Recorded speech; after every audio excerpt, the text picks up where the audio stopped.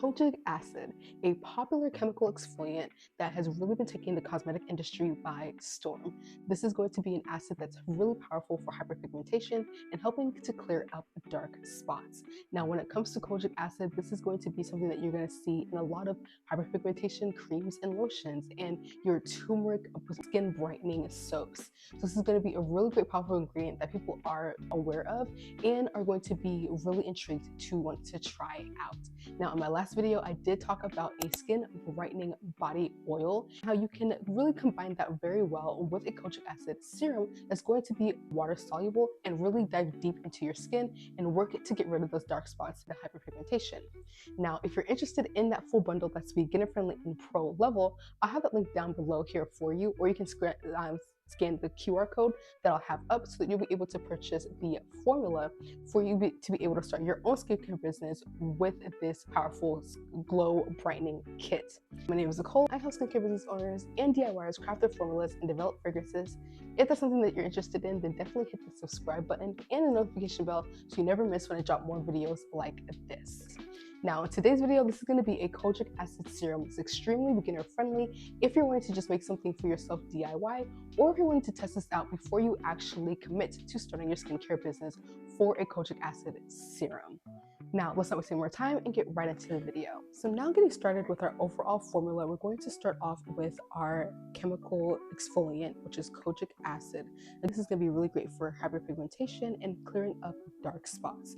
Now, Kojic Acid is going to be a light, fluffy powder. It has a bit of a yellowish consistency to it. It's going to be very, very light and fluffy. This is going to be your main active ingredient.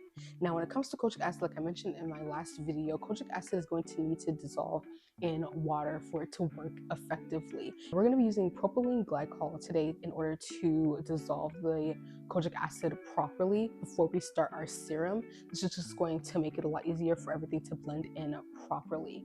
To start off with our mixture, I'm going to have a 99% hydrolyzed collagen peptides. We'll also have our Kojic Acid, and also add in hyaluronic acid. Now, these are going to be just really great ingredients. The hyaluronic acid is really important to get the gel-like consistency. It adds for extra hydration and more moisture. We're going to be adding this in to the propylene glycol as well. So even if you're also using hyaluronic acid, propylene glycol actually helps for it to hydrate a lot better and faster as well. So we're going to add that to the propylene glycol that I already have in my container here.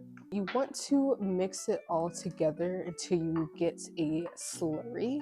It's going to be about like a thick slurry. You can see the propylene glycol is a very water-like consistency. It doesn't have a lot of thickness to it. By adding the hyaluronic acid and adding in your Kojic acid and the collagen peptides, this is going to allow for it to all hydrate on its own before adding in the distilled water. Now you see you kind of get this nice consistency, and this is what's going to make it a lot easier for everything to blend together. Perfect. Now, for the hydrolyzed collagen peptides, this is what's going to really help bring in moisture. It's going to help to restore your skin. This is also really great for smoothness.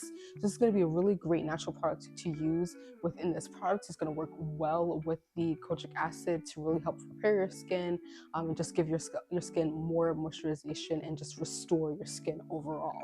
So I like to add in the collagen peptides as well. So now that we kind of have all that mixed together, you're going to see that it's completely mixed in. You don't want anything that's going to still be trying to dissolve. So I kind of let it allow for it to sit before I move on with adding in the water. Now that I've allowed for everything to dissolve properly, you can see that everything's mixed in well. So now at this point, we can add in our distilled water. I'm only making 4 ounces of this. Now that we have the water added, you're going to want to mix. Now, as you mix it, you're already going to see that the hyaluronic acid starts to gel up a little bit. You can start to kind of see that on the sides. You can see start to come through. At this point, you're going to want to allow for it to sit and allow for it to completely hydrate. By adding in the propylene glycol to the hyaluronic acid first and allowing everything to hydrate before adding in the water allows for the hydration to happen a lot faster for you to get that gel-like consistency a lot quicker within your serum. Now we're just going to allow for this to sit. While we wait for the serum to thicken up, I want to talk to you about your pH testing. Now, pH testing is going to be really crucial when it comes to any of your chemical exfoliants. A lot of your products are going to have active ingredients. You always want to research to see what the pH is going to be for any of your products because you want to make sure that your product is going to work effectively. Having a pH that's going to be too high will possibly make the product not work. Having it too low can cause irritation and again for the products to not work properly. Having the right pH is going to be really crucial to not having irritated skin or just by having a product that's going to work in general. Now, when it comes to a product like this, you want to have a pH that's going to be between 3 and 3.5 is the ideal for a pH balance. Now, when it comes to testing the pH, there are different ways that you can possibly do this. There are pH meters that are going to be digital that people swear by a little bit more because it's going to be digital, may get the exact measurement. Or you can get pH sticks. Now, these are going to be little sticks that you can purchase. It's going to be come in a little pack like this. There's going to be little pieces that you're going to be able to rip out. What I like about using the strips is that you're going to have the pH meter that's going to tell you based off the color where your pH number is. Now, this is going to get very close to the pH to know if it's going to be too high or too low. By using your pH sticks, I think that this is going to work. I think that using the pH sticks works very effectively. Any products that I have used that have chemical exfoliants or really powerful actives, I use the pH sticks to be able to measure the pH. I find that they've worked really effectively. The products that I use work well because I'm able to measure out the pH. This is going to be a really crucial step when you're making any product with powerful active ingredients that need to have a pH balance. So you definitely always want to check that out first. I'm going to share how we're going to do that with this kojic acid now. We've allowed it to sit. You can see that we're getting this gel-like consistency. Your serum, this is going to be because of the hyaluronic acid. Now you're seeing this yellowish color. This is coming from the kojic acid itself. As we saw before, kojic acid has a bit of a yellowish tint to it. Maybe you're not seeing that come through as well in this video, so I'm trying to show it up close so that you can see it does have like a bit of a yellowish tint to it. That kind of does translate when you get your serum hydrated. Now I want to share with you how you can measure the pH. This is going to be a universal indicator papers.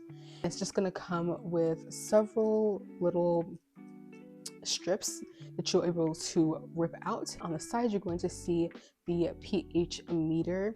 You can see based off of the color where you're falling in to see if it's too high or too low. We're going to test this out with our kojic acid serum here. We're going to test this out with our kojic acid serum here. Make sure I have one. You're just going to dip it in to the water, take it out, and allow to see if the color will change. See what color we're going to get here. Okay.